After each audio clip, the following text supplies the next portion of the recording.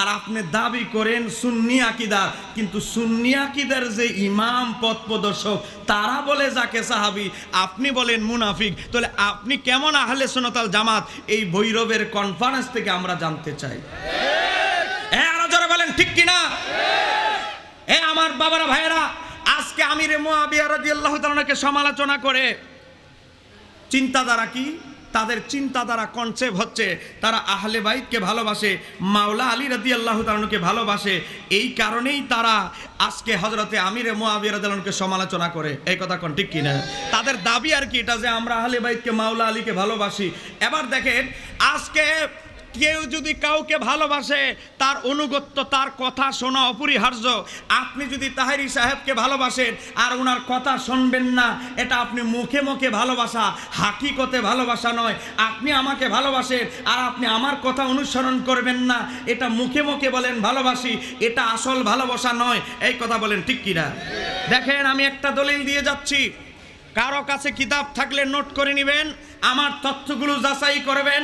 যদি তথ্য ভুল দিয়ে যাওয়ার পরে নয় এখানে থাকতেই বলবেন, কোনো অসুবিধা নাই। আমার বাবারা ভাইয়েরা, ইমাম জাফর সাদেকের নাম আপনারা শুনেছেন? বলেন ইমাম জাফর সাদেক। ইমাম জাফর সাদেককে জানেন?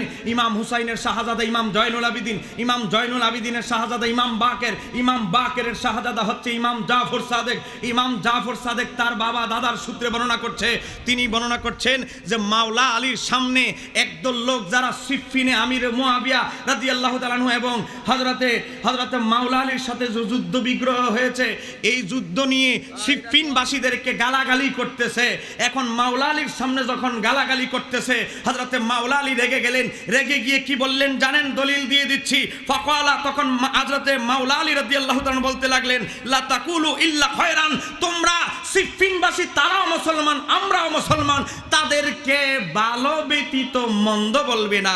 একটু জোরে বলেন না সুবহানাল্লাহ। তাকবীর, আল্লাহু আকবার, আরে রিসালাত ইয়া রাসূলুল্লাহ, আরে হায়দারি ইয়া আহলে সুন্নাত ওয়াল জামাত জিন্দাবাদ জিন্দাবাদ। দেখেন আমার বাবার ভাইয়েরা, এই হাদিস বর্ণনা করেছে ইমাম জাফর সাদেক ইমাম বাকের থেকে, ইমাম বাকের ইমাম জয়নুল আবিদিন থেকে, ইমাম জয়নুল আবিদিন মাওলা আলী থেকে বর্ণনা করেছে।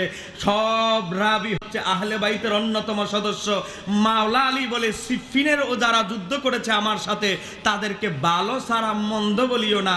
আর আপনি মাওলা আলীর আশেক দাবি করেন আর মাওলা আলীর বিপরীতে আমল করেন, এটা আসলে ভালোবাসা নয়, এটা আপনার উদ্দেশ্য প্রণীত কোন একটা উদ্দেশ্য। ইরানের হাদিয়া পকেটে ঢুকেছে, উদ্দেশ্য বাস্তবায়নের জন্য। মাওলা আলী আহলে বাইতের সদস্যরা কি বলল? যাচাই নাই বাছাই নাই, আজকে আমার নবীর সাহাবীদের গালমন্দ করছেন। এই কথা বলেন ঠিক কিনা? আমি যেই উদ্ধৃতিটা দিলাম এটা ইমাম ইবনু আসাকিরের আজ থেকে 1050 বছর আগের কিতাব তারিখে দামেস্কে প্রথম খণ্ড 343 পৃষ্ঠার মধ্যে এসেছে। আমার বাবারা ভাইয়েরা, এমনকি ইমাম ইবনু কাসিরের আল বেদায়া ওয়ান নেহা 8 নম্বর খণ্ডের মধ্যে এসেছে। তো মাওলা আলী বলে, সিফফিনে যারা আমার সাথে যুদ্ধে অংশগ্রহণ করেছে আমার বিরুদ্ধে, তাদেরকে ভালো সারা মন্দ বলবে না। আর তুমি মাওলা আলীর আশিক দাবি করে মাওলা আলীর বিরুদ্ধচারণ করতেছো, আসলে তুমি মুখে আশেক অন্তরে আশেক নয়। এই কথা বলেন ঠিক কিনা?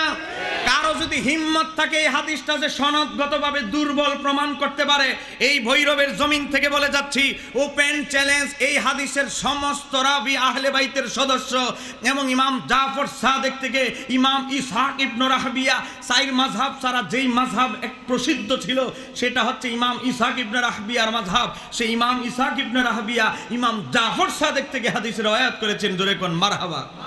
আমার বাবারা ভাইয়েরা, দেখেন আজকে আমাদের কিছু ভাইদের মূল কনসেপ্ট কি জানেন? মাওলা আলীর সাথে যুদ্ধে নিয়োজিত যেই লোক হয়েছে এই লোক ভালো হতে পারে না, এই লোক খারাপ। কিন্তু ব্যাপারটা কিন্তু আসলে মাওলা আলী হযরতে আমিরে মুআবিয়া রাদিয়াল্লাহু তাআলা ব্যক্তিগত কোনো আকর্ষণ বিকর্ষণে যুদ্ধ হয় নাই। এই কথা কোন ঠিক কিনা? যুদ্ধটা হয়েছে হযরতে ওসমান ইবনে আফফান রাদিয়াল্লাহু তাআলাকে শাহাদাতকে কেন্দ্র করে।